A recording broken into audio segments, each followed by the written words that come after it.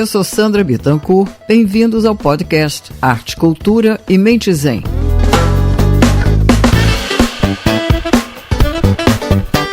Tudo começou em Londres, 1976, quando Valdemar Falcão passou a se interessar pela astrologia, depois de receber de uma amiga um manual sobre o assunto.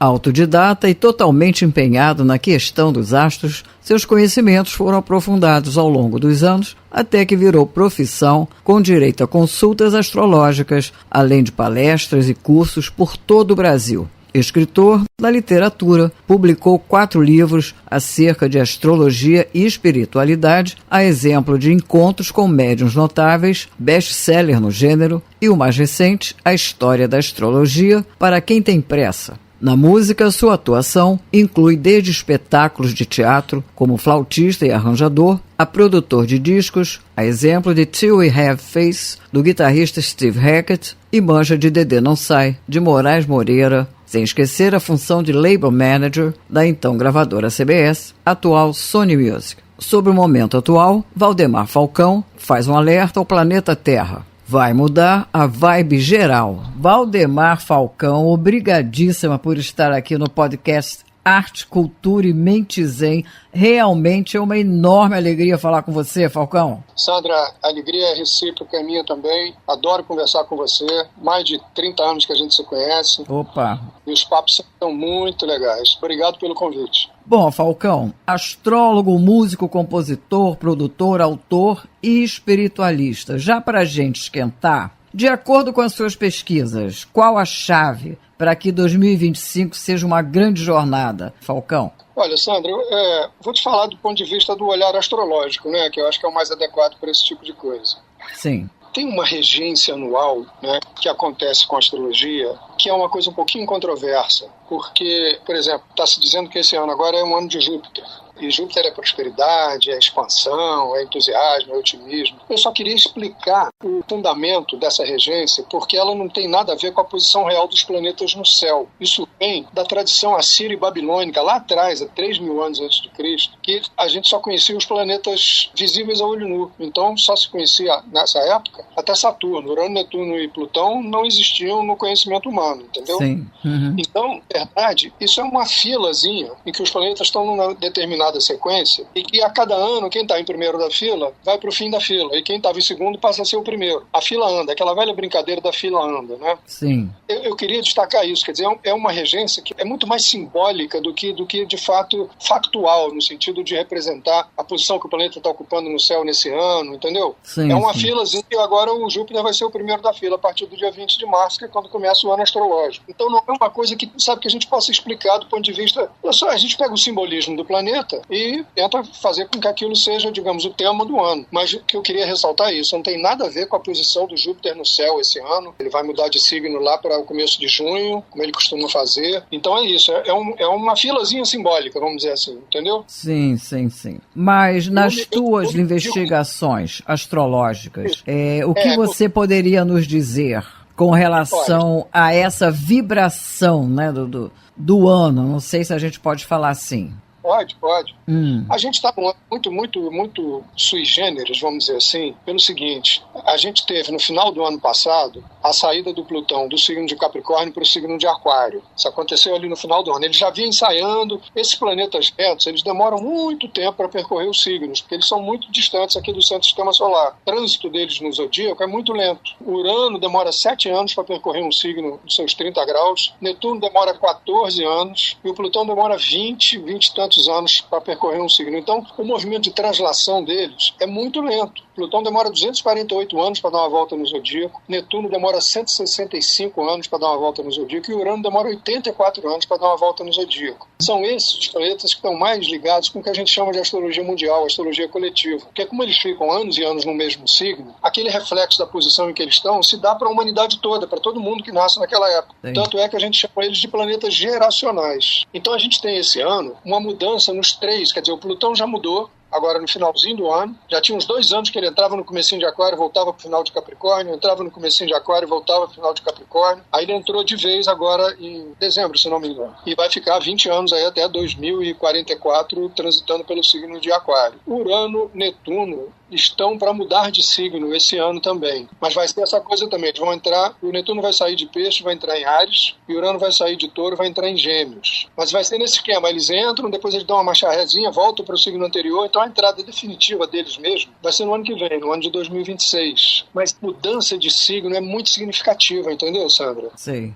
Porque eles vão mudar de elemento. O Netuno está transitando no signo do qual ele é o regente, que é o Peixe, signo de elemento água. Vai se encaminhar para o Áries, que é signo de elemento fogo. O Urano está transitando em Touro, que é elemento terra. Vai se encaminhar para Gêmeos, que é signo de ar. E o Plutão já entrou no final do ano passado nesse vai e vem de Capricórnio para Aquário. Então essa mudança, e é uma mudança que vai durar muito tempo, porque o Urano vai ficar 7 anos em Gêmeos, Netuno vai ficar 14 anos em Áries, Plutão vai ficar 20 anos em Aquário. Então eu falo brincando que é uma mudança de vibe, porque eles vão mudar de elemento, e os elementos têm a ver com os focos da gente na vida, né? Sim. Eles estão saindo de signos de água, emoção, sentimento, e de signos de terra, vida material, sobrevivência, para entrar em signos de fogo, iniciativa, dinamismo, e em signos de ar, comunicação, propagação. Então vai mudar a vibe geral, entendeu? E essa vibe geral, você imagina que vai tender para o que exatamente? Aí é que tá, a gente vai deixar de se preocupar com o lado mais material da vida, com o lado mais emocional da vida, para se ocupar do lado de dinamismo, de iniciativa, de fazer as coisas, elemento fogo,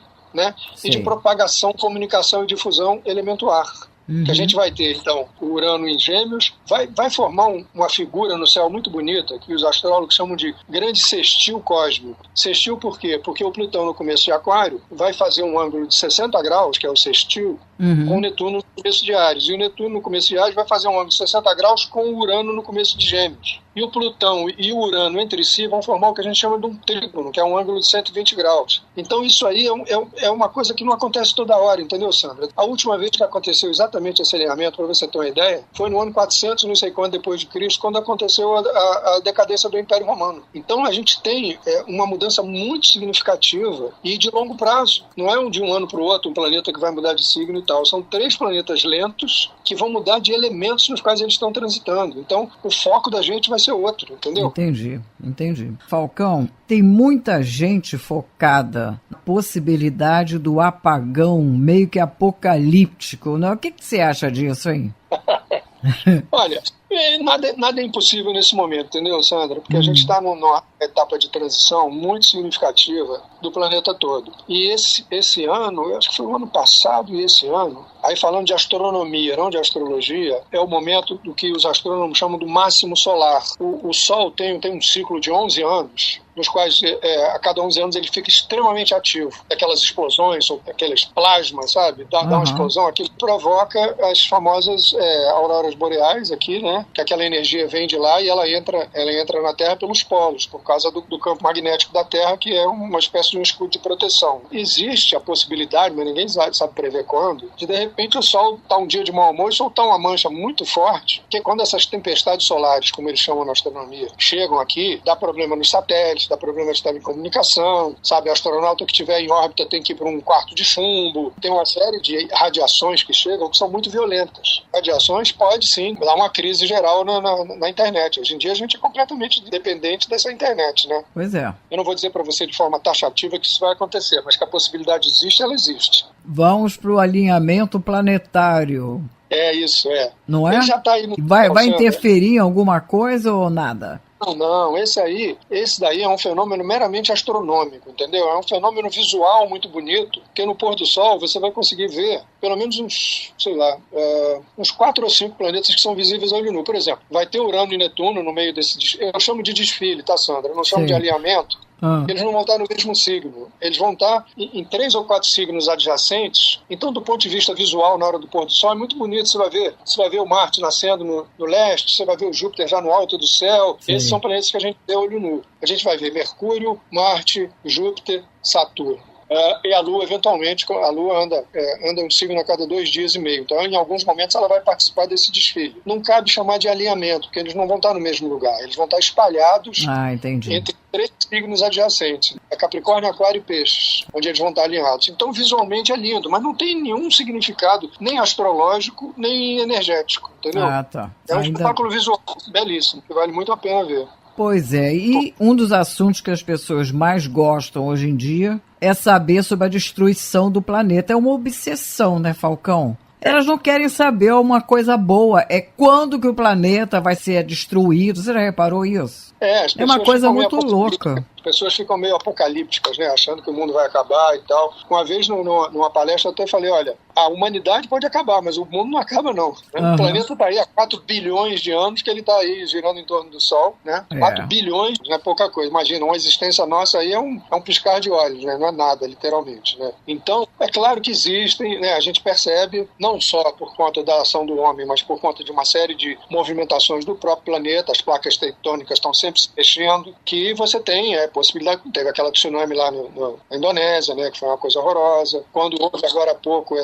aquele vulcão lá nas Ilhas Canárias, sim, você lembra da história? Sim, Ele fica numa ilha que parece assim uma ponta de flecha rústica, como se fosse uma ponta de flecha pré-histórica, e a ponta da frente da ilha, o terço dianteiro da ilha, numa erupção que houve em 1949, ela rachou por causa da turbulência mesmo da erupção. E ela vai afundando no mar tipo 1 centímetro por ano, uma coisa que ninguém percebe. Mas quando houve aquela erupção, o meu receio era esse, porque existe um estudo de sismólogos e vulcanólogos, também não tem nada de esotérico aí, é ciência mesmo, que os caras dizem, se esse terço frontal da ilha se soltar e afundar no mar, aí vai ter uma tsunami no Oceano Atlântico, é uma coisa que é impossível de acontecer do ponto de vista de terremoto, entendeu? De movimentação de placa tectônica, porque as placas tectônicas aqui na região entre a América do Sul e a África são lá no meio do oceano e não tem nada que possa provocar um choque maior delas.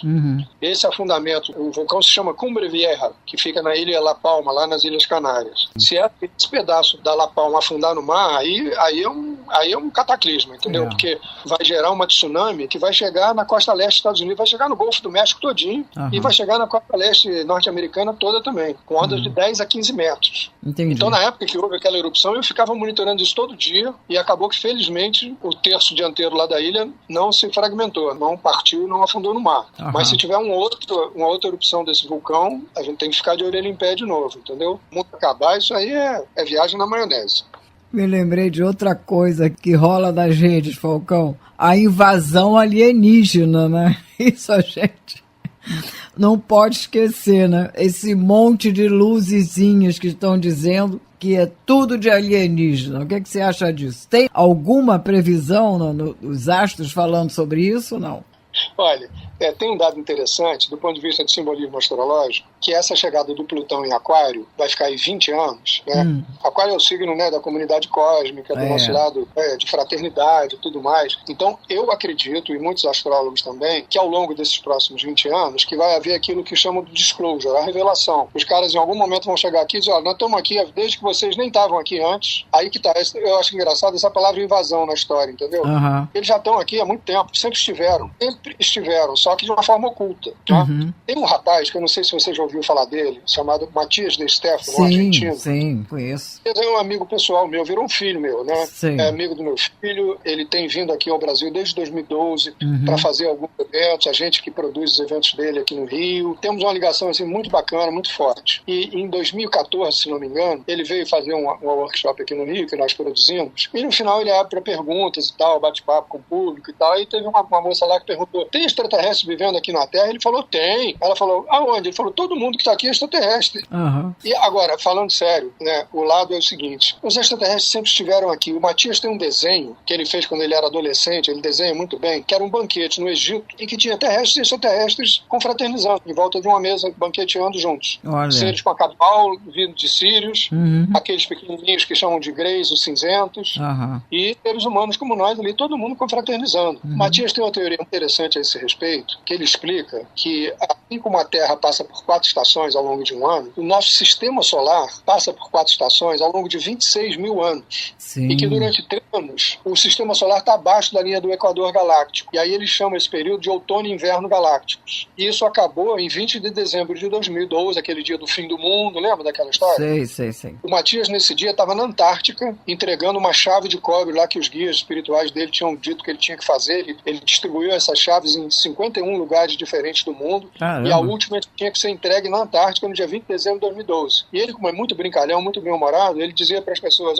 eu vou passar o dia do fim do mundo lá no fim do mundo. E a Antártica é o fim do mundo, de certa forma, né? Então, ali o que acontece? Era o dia que terminava o outono e o inverno galácticos. Ia começar a primavera e o verão galáctico, que são os próximos 12, 13 mil anos. Sei. E ele explica que quando o outono e Antártica, a gente se desconecta do cosmos. Aí a gente nos lembra que os extraterrestres sempre estiveram aqui. E ele falou, isso agora vai se retomar aos poucos. A gente deve agora poder despertar espiritualmente, vamos dizer assim. Desde 2012, né, com essa brincadeira do fim do mundo, que explicam que a gente está mudando de vibe, como eu te falei agora há pouco, entendeu? Pois é, a vida não está moleza para ninguém, não é isso? Uma tensão, uma pressão, o pânico, tá difícil levar o barco, não é isso? Não há a menor dúvida de que nós estamos numa transição muito séria. Histórica. Histórica, não acontece há muito tempo. E o que você poderia dar de dica, né, para se levar esse barco? O que é extremamente necessário? Sandra, eu me lembro de uma frase da Dona Célia, aquela médium fabulosa que você foi premiada com a mensagem dela, né? Sim. A Célia dizia uma coisa muito bacana. Ela dizia assim, não são os fatos que passam por nós é que passamos pelos fatos. Os fatos estão programados para acontecer e nós, espiritualmente falando, escolhemos estar aqui num determinado momento que aconteça um fato desse, que isso vai contribuir para o nosso crescimento interno, espiritual, seja lá o nome que a gente queira dar para isso. Então, o que tiver que acontecer, vai acontecer. A Célia sempre falava muito que isso tudo aqui é um grande script. Isso aqui é uma grande peça de teatro, onde todos nós escrevemos o nosso papel e quando a gente entra em cena, a gente esquece que a gente é coautor dessa peça. Então a gente está aqui porque a gente quer, porque a gente acha que esse momento é importante pra gente. Estou falando de um olhar espiritual, né? Então a gente está aqui, eu acho que é um privilégio a gente estar vivendo um momento de transição planetária, entendeu? Porque não acontece toda hora e muda tudo, né? Muda tudo. Você vê que só a internet, né? Toda essa coisa que eu já vou, esse início, esse lampejo que a gente teve da Era de Aquário, tal história. Pergunta, a gente já está dentro da Era de Aquário? Não. Em termos, digamos, astronômicos, ainda não. A gente está na alvorada da Era de Aquário, como dizia aquela música do Ré. Sim. Essa é a alvorada da Era de Aquário. Nós estamos na alvorada. E a alvorada já é muito significativa, porque o fato de a gente estar conversando aqui através de celular, depois você vai colocar isso na internet, isso tudo é aquário. Aquário é a rede de conexões. E quando é que isso progrediu, floresceu? Quando é que isso bombou? Justamente quando o Urano, que é o planeta regente do signo de Aquário, passou pelo signo, que foi entre 95 e 2002. Nesse período que explodiu internet, celular, computador, tudo isso que estava embrionário, pegou uma força enorme. E agora a coisa mais comum é pegar meu celular e falar com um amigo meu que está lá em Londres, sem gastar um tostão, usando o WhatsApp, internet de rua, seja lá o que for, né? Isso é o prenúncio da Era de Aquário, que já nos coloca nisso que eu acho muito bacana, porque é a consciência coletiva nas pessoas, né, Sandra? Se acontecer um negócio agora lá do outro lado do mundo, a gente fica sabendo aqui instantaneamente. A gente está, de alguma maneira, conectado com o que está rolando no planeta o tempo todo. Antigamente, a notícia para chegar quando não tinha nem avião, né? As notícias da Europa para a América do Sul demoravam 2 meses para chegar. Agora é tudo instantâneo. Já está no começo da Era de Aquário, na alvorada, como diz a música. Agora, Falcão, sobre esse aspecto do momento difícil, uma das coisas mais complicadas de se conseguir, né, é dominar os pensamentos. Isso aí causa um estresse absurdo, né? Pensamentos o tempo inteiro, pensamentos de playback, vai e volta. É uma coisa louca isso. Tem gente que fala até em ruminar pensamentos, né?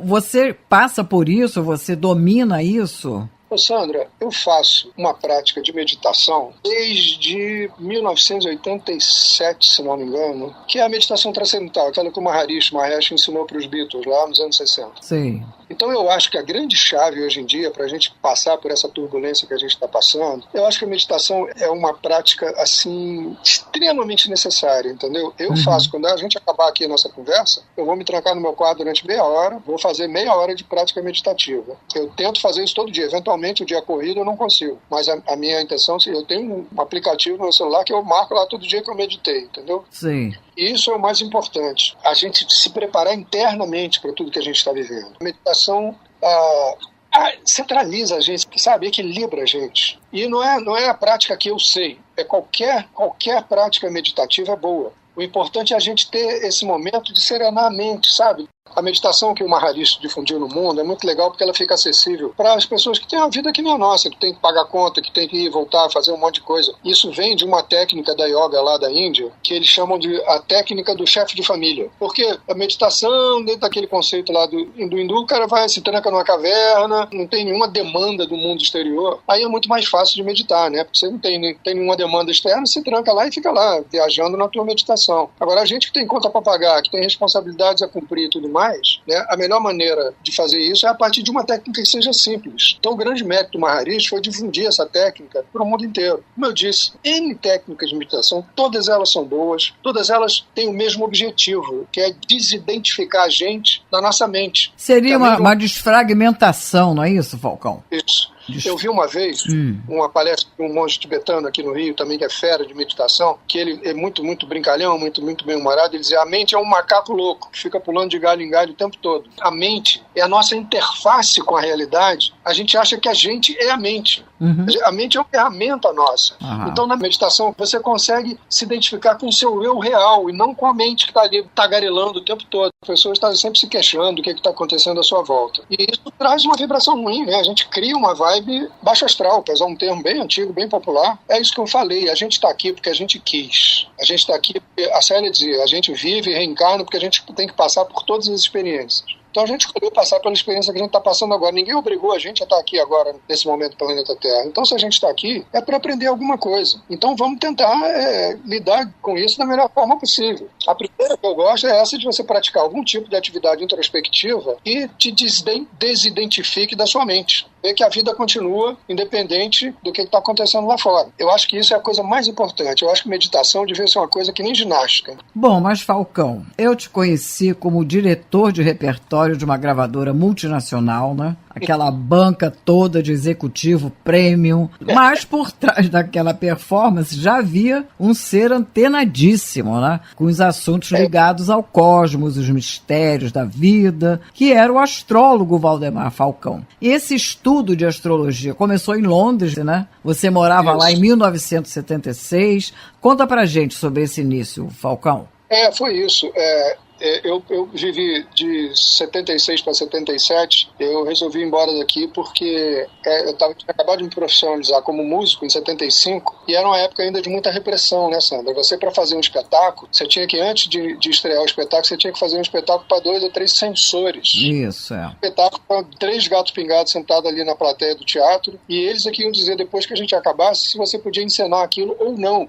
E era defender. Eles resolviam ali na hora, com total autonomia e tal. Então, era uma dificuldade para você conseguir fazer qualquer coisa artística. Eu tinha acabado de sair de uma peça na qual o Carlos Vereza participava, e quando a peça estava terminando a temporada, ele falou, olha, eu estou montando um quarteto aí, pra gente fazer uns shows, uns recitais e tal, e tá faltando uma flauta, você não quer se juntar a nós? Eu falei, claro, com o maior prazer. E era um show muito politizado, sabe? Tinha poemas do Carlos Drummond de Andrade no meio, que o Vereza declamava, era uma coisa muito engajada, então era uma canseira para você conseguir encenar. Chegou no final do ano, virei para meus pais, eu tinha 23 anos na época, eu falei, não dá para trabalhar aqui não, eu sendo músico, eu vou me embora lá para Europa, vou procurar trabalho lá e venho de vez em quando passar férias aqui, mas aqui não dá para ficar não. E eles preocupados, mas como é que você vai fazer isso? A gente não pode ficar te mandando dinheiro toda hora e tal. Eu falei, não, eu vou vender meu carro, isso aí vai me dar dinheiro para comprar uma passagem e levar uns dólares que eu sobrevivo lá até conseguir começar a arranjar algum bico lá. E aí me mandei para lá e ganhava a vida tocando violão no metrô. Nessa época, tinha uma amiga da minha namorada lá que dividiu o apartamento com a gente, uma brasileira também, é uma grande chefe de cozinha hoje em dia, Tereza Corsão. Ela adorava astrologia e ela tinha um livroco lá enorme de astrologia que um dia ela me emprestou. Foi a primeira vez que eu consegui calcular e desenhar o meu próprio mapa, a partir das instruções que tinha lá no livro. E aí eu tomei gosto por aquilo e quando eu voltei para o Brasil, comecei a estudar por minha conta, né? Eu sou autodidata em astrologia, eu nunca fiz curso.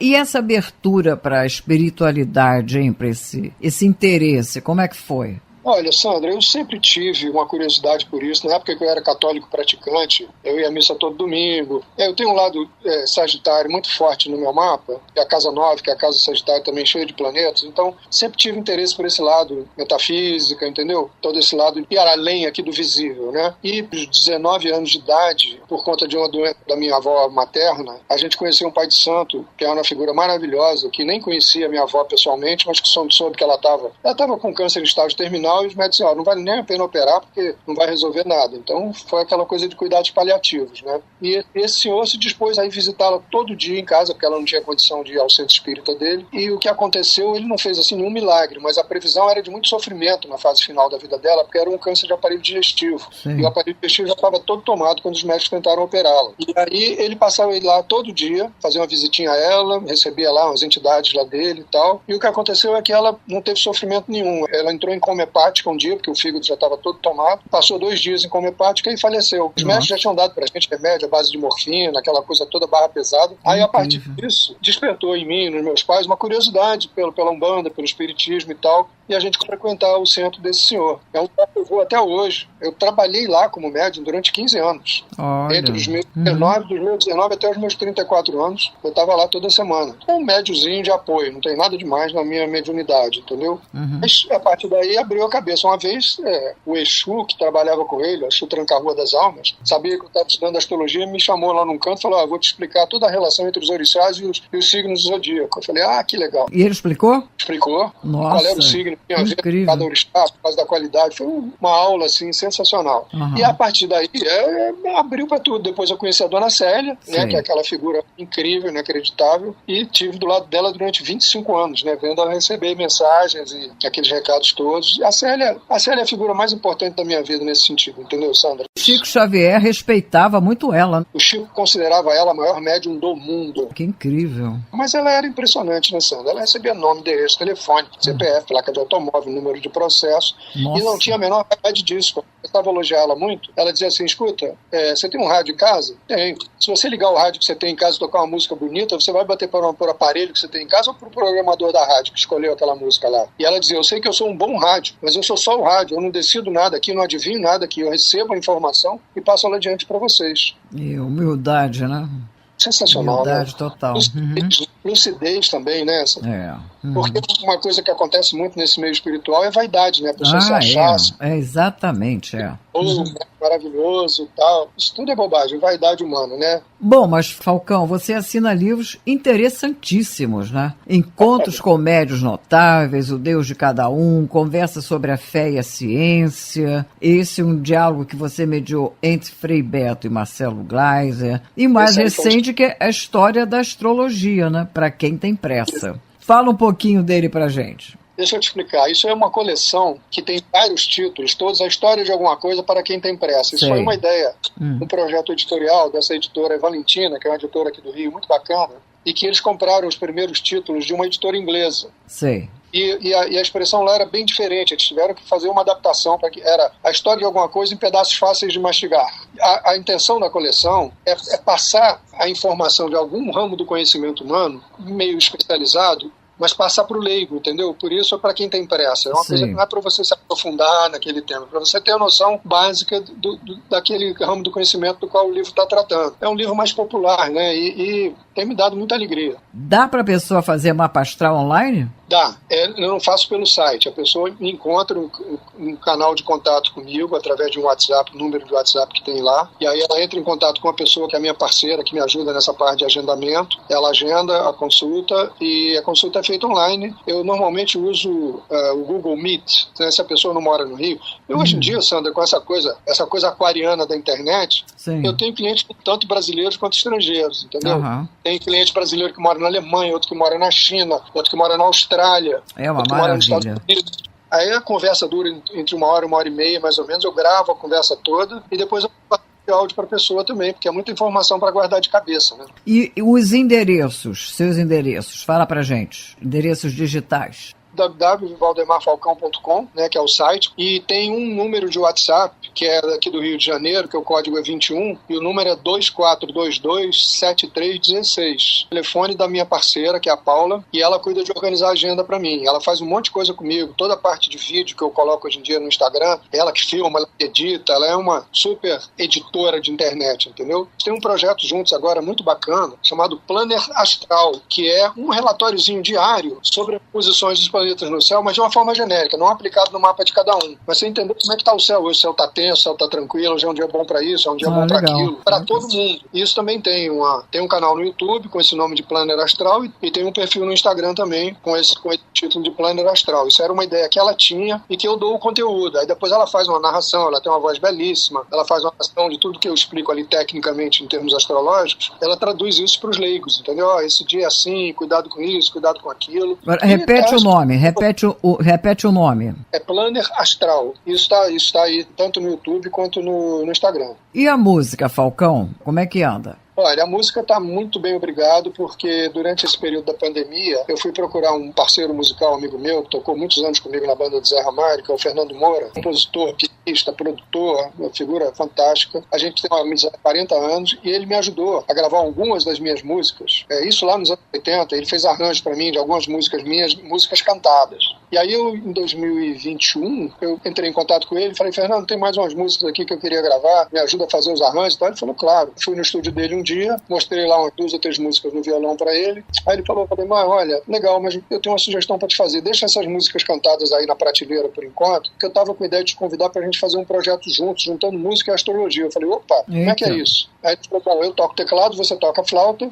vamos compor músicas que falem de alguma maneira de astrologia. Eu já tenho até um nome aqui, vamos fazer um duo musical. O nome seria Musicosmos. Eu falei, pô, tá convidando o macaco para comer banana, né? Então, quando é que a gente começa? Aí ele falou, olha, vamos fazer uma música para cada signo do zodíaco. Eu falei, tá ótimo, vamos fazer. Aí foi engraçado, Sandra, porque quando eu falei que ia lá, ele falou, traz a flauta. Eu falei, tá bom. Quando a gente acabou essa conversa toda, ele falou, bom, vamos tocar um pouquinho juntos, né? Faz um tempão que a gente não faz uma jam session e tal. Eu falei, vamos embora. Aí ele ficou de costas para mim, sentou de frente pro piano e pro controle lá do computador do estúdio dele. Eu fiquei atrás, ele botou um microfone na minha frente, eu desembainhei a flauta, fez um acorde no piano, eu falei, que tom você tá, Fernando? Ele falou, sol menor. Eu falei, Fernando, sol menor é ruim pra flauta, cheio de dedo trocado aqui na hora de fazer as notas, arranja um tomzinho baixo aí pra mim. Ele falou, lá menor, tá bom? Eu falei, tá ótimo. Aí ele fez um acorde no piano, eu fiz uma frase na flauta, ele fez outro acorde no piano, fiz outra frase na flauta, e nós começamos a conversar musicalmente, sem ter combinado nada, sem ter nada. Aí depois de 3 minutos acabamos juntinhos também, sem combinar nada, e ele ainda brincou comigo, falou, você faz sempre tudo assim de primeira,